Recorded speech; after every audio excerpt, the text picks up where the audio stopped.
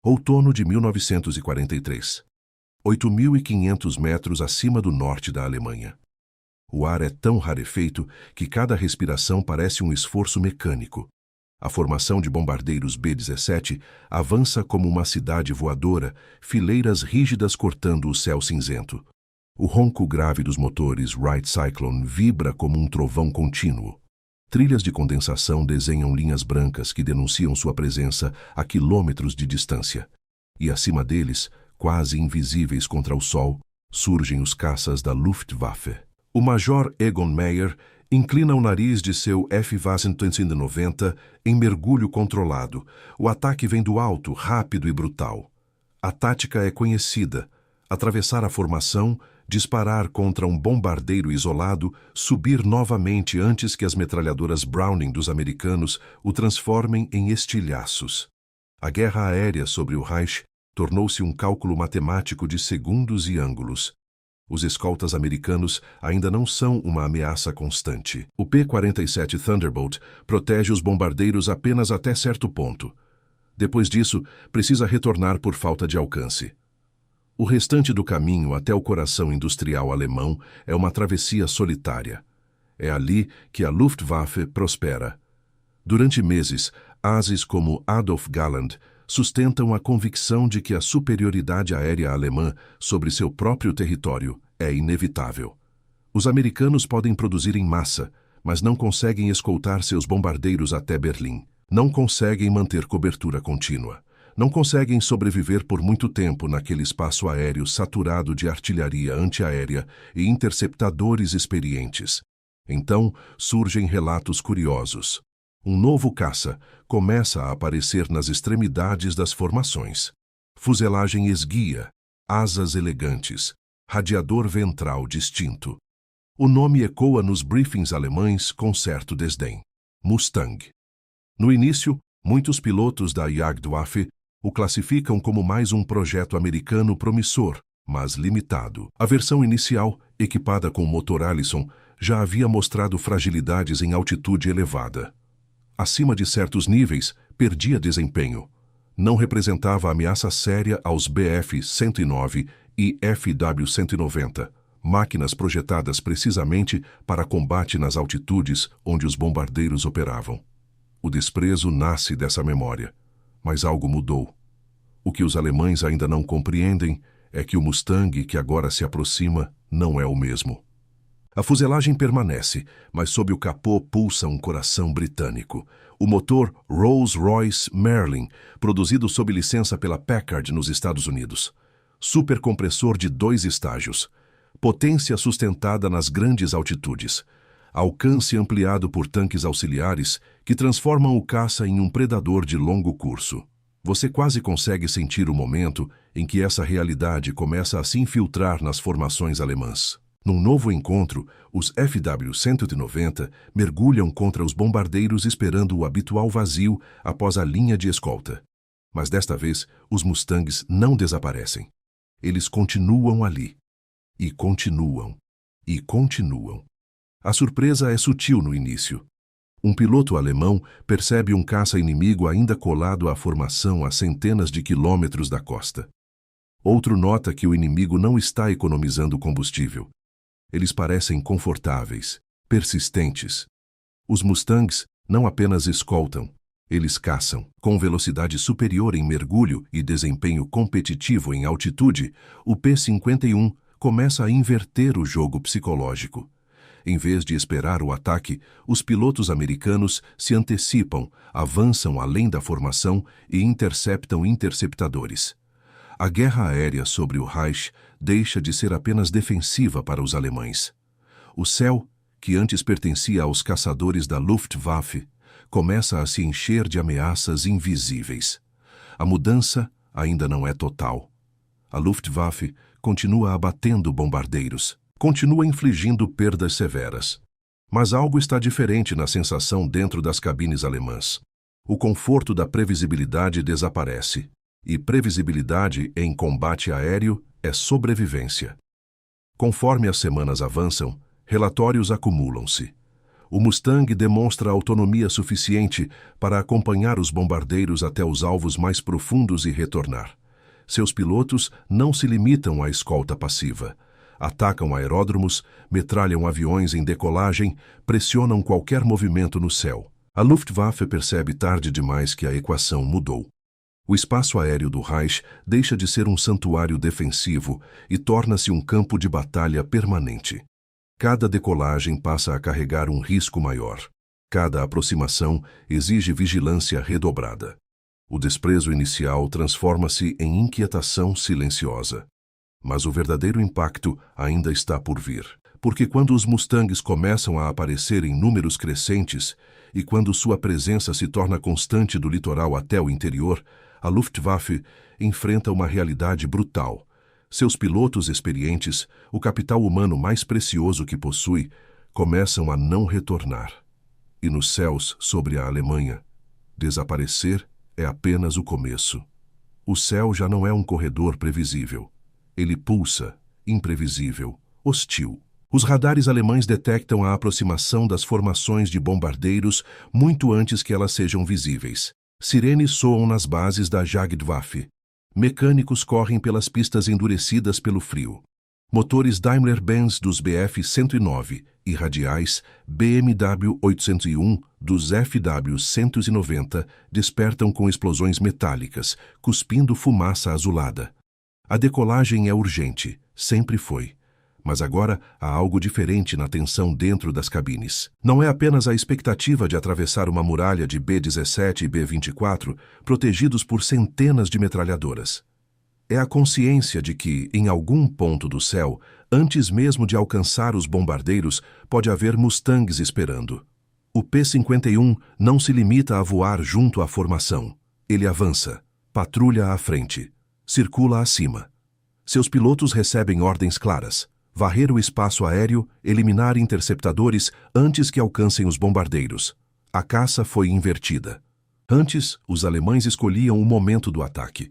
Subiam rapidamente, mergulhavam com precisão cirúrgica, disparavam e desapareciam.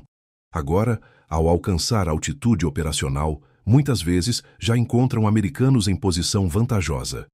O major Adolf Galland observa relatórios acumulando-se em sua mesa. A proporção de perdas está mudando. Não de forma dramática num único dia, mas progressivamente. É um desgaste constante. Pilotos experientes, homens que sobreviveram à Batalha da Grã-Bretanha e à Frente Oriental, estão sendo abatidos por jovens tenentes americanos que chegam com horas de voo abundantes e máquinas frescas de fábrica. O Mustang combina 3 fatores que juntos tornam-se letais. Primeiro, alcance. Tanques auxiliares sob as asas ampliam a autonomia para algo que a Luftwaffe jamais enfrentou. Escolta até Berlim e além. Segundo, desempenho em altitude. O motor Merlin mantém potência onde o ar é fino e traiçoeiro. Em combates verticais, o P-51 não perde fôlego. Terceiro, velocidade em mergulho. Quando decide sair do combate, o Mustang mergulha com elegância aerodinâmica, difícil de acompanhar sem arriscar falha estrutural. Você consegue imaginar a sensação dentro de um Bf-109 ao perceber que o inimigo não está mais preso à formação de bombardeiros. Ele está livre, solto, caçando. Em uma interceptação sobre o centro industrial alemão, esquadrilhas da Luftwaffe sobem confiantes, posicionando-se para o ataque frontal contra os bombardeiros. A manobra exige coragem, aproximação direta contra uma parede de fogo. Mas antes que alcancem distância de disparo, pontos prateados surgem do alto, mergulhando com precisão. Mustangs. O primeiro impacto não é físico, é psicológico. A formação alemã se dispersa instintivamente. A coesão se rompe. O ataque coordenado contra os bombardeiros perde sincronia, e sem coordenação, cada caça torna-se vulnerável. Os pilotos americanos exploram isso com disciplina tática. Trabalham em pares, mantêm cobertura mútua, sobem novamente após cada mergulho. Não precisam permanecer sobre os bombardeiros o tempo todo. O simples fato de estarem presentes já altera o comportamento alemão. As perdas da Luftwaffe começam a crescer em silêncio. Cada piloto abatido representa algo mais que um número. A Alemanha não dispõe do mesmo sistema de rotação e treinamento acelerado dos Estados Unidos. A formação de um piloto de caça experiente leva tempo, combustível, instrutores. Recursos cada vez mais escassos sob bombardeio constante. Enquanto isso, do outro lado do Atlântico, a linha de produção não desacelera. A North American Aviation amplia o ritmo. O P-51D, com canopy em bolha e melhor visibilidade, entra em cena. 6 metralhadoras calibre .50, poder de fogo concentrado. Mais eficiência. A Luftwaffe tenta responder. Introduz novas variantes do Bf-109. Aperfeiçoa o FW-190. Desenvolve interceptadores de alto desempenho como o Mi-262 a jato. Mas esses esforços são fragmentados, atrasados por escassez de combustível e infraestrutura sob ataque. E o Mustang faz algo ainda mais devastador. Ele começa a atacar no solo. Aeródromos alemães, antes relativamente seguros entre missões, passam a ser metralhados. Aviões alinhados nas pistas tornam-se alvos fáceis. Pilotos que mal saíram do chão são surpreendidos por rajadas vindas do sol. A guerra deixa de ter fronteiras claras entre frente e retaguarda. A confiança da Jagdwaffe, construída ao longo de anos de vitórias rápidas e táticas agressivas, começa a rachar. Briefings tornam-se mais sombrios. Estatísticas não são mais motivo de orgulho, mas de preocupação. E, no entanto, o alto comando ainda hesita em admitir a gravidade total da situação. Há esperança nos novos projetos. Fé nas armas milagrosas. Convicção de que a ofensiva aérea aliada pode ser contida. Mas nos céus, a realidade é visível. Formações americanas atravessam o Reich com cobertura constante. Mustangs patrulham como sentinelas incansáveis. A cada missão, menos pilotos alemães retornam. E a pergunta começa a ecoar nas bases aéreas devastadas. Quanto tempo ainda é possível sustentar essa luta quando o próprio céu já não pertence a você? A resposta começa a se revelar na próxima grande ofensiva, quando números e alcance finalmente se combinam de forma esmagadora. A próxima ofensiva não chega como surpresa. Ela chega como confirmação. No horizonte, o ruído é diferente. Não é apenas o trovão distante dos bombardeiros pesados. É a presença constante de escoltas em camadas, patrulhando alto, médio e baixo nível. O céu sobre o Reich transforma-se em um sistema fechado, saturado por aeronaves inimigas que parecem não ter fim. A Luftwaffe ainda decola, ainda sobe, ainda luta, mas agora luta em desvantagem estrutural. Os números são implacáveis. Centenas de P-51 cruzam a Alemanha em missões sucessivas. Eles não apenas acompanham os bombardeiros, eles permanecem sobre território alemão por tempo suficiente para interceptar reforços, perseguir aeronaves danificadas e atacar qualquer movimento no ar ou no solo. O conceito tradicional de janela de ataque desaparece. Antes, os interceptadores alemães calculavam o momento exato para atingir formações isoladas após a saída dos escoltas. Agora não existe mais essa lacuna. A escolta é contínua, profunda, persistente. Você quase consegue sentir o cansaço acumulado nos pilotos alemães. Cada decolagem exige combustível precioso. Cada subida consome motores já desgastados por manutenção improvisada.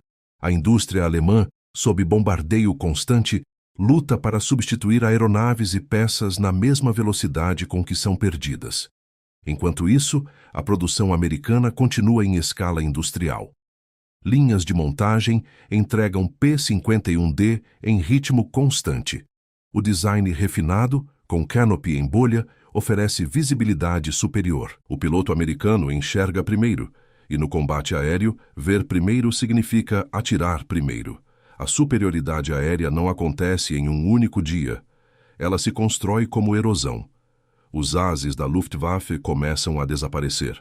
Homens que acumulavam dezenas até centenas de vitórias tornam-se vulneráveis diante de um inimigo que voa em pares disciplinados, com cobertura constante e comunicações eficientes.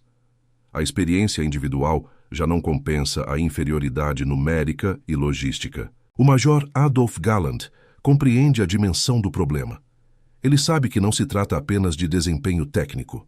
O Bf-109 e o FW-190 continuam máquinas formidáveis. O problema é estratégico. A Alemanha está lutando uma guerra de atrito que não pode vencer. Sem domínio do ar, tudo abaixo se torna exposto. As colunas ferroviárias são atacadas. Refinarias são destruídas. Fábricas param por falta de energia e matéria-prima. A escassez de combustível, já crítica, torna-se desesperadora. Treinamentos são reduzidos. Novos pilotos chegam às unidades com horas insuficientes de voo. São lançados ao combate contra veteranos americanos bem preparados. O círculo se fecha. Com menos combustível, há menos treinamento. Com menos treinamento, aumentam as perdas. Com mais perdas, a qualidade média cai. E com qualidade menor, a superioridade do Mustang torna-se ainda mais decisiva. Mesmo a introdução do revolucionário Mi-262 não altera o quadro geral. O jato é veloz, quase intocável em certas condições, mas aparece em números limitados e enfrenta problemas de confiabilidade e abastecimento. Sem supremacia aérea sustentada, ele se torna exceção, não solução. O impacto psicológico é profundo. O piloto alemão que antes subia confiante para defender sua pátria, agora sabe que pode ser interceptado antes mesmo de visualizar os bombardeiros. Sabe que, ao retornar, pode encontrar seu aeródromo sob ataque. Sabe que a chance de sobrevivência diminui a cada missão. O céu deixou de ser território conhecido. Tornou-se armadilha. A supremacia aérea americana consolida-se de forma irreversível. Bombardeiros atingem alvos estratégicos com frequência crescente. Infraestruturas críticas colapsam, movimentações militares tornam-se arriscadas à luz do dia, e quando o controle do ar muda de mãos, o curso da guerra terrestre também muda. Sem cobertura eficaz, divisões blindadas alemãs tornam-se vulneráveis a ataques aéreos táticos. Comboios são destruídos antes de alcançar a linha de frente. A mobilidade, que outrora fora a marca da Blitzkrieg, transforma-se em fraqueza exposta. O Mustang não vence a guerra sozinho, mas ele garante algo essencial: liberdade de ação, liberdade para bombardear, liberdade para avançar, liberdade para escolher onde e quando atacar. A Luftwaffe, esgotada, perde gradualmente sua capacidade de interferir. O que começou como desprezo transforma-se em constatação amarga. O P-51 Mustang não era apenas mais um caça americano. Ele era o elo que faltava entre a produção industrial dos Estados Unidos e o coração do Reich. Quando os pilotos alemães começaram a desaparecer dos céus, não foi apenas uma perda tática. Foi o sinal de que o domínio aéreo, e com ele a iniciativa estratégica, havia mudado de lado de maneira definitiva. E uma vez que o céu foi perdido, todo o resto se tornou questão de tempo.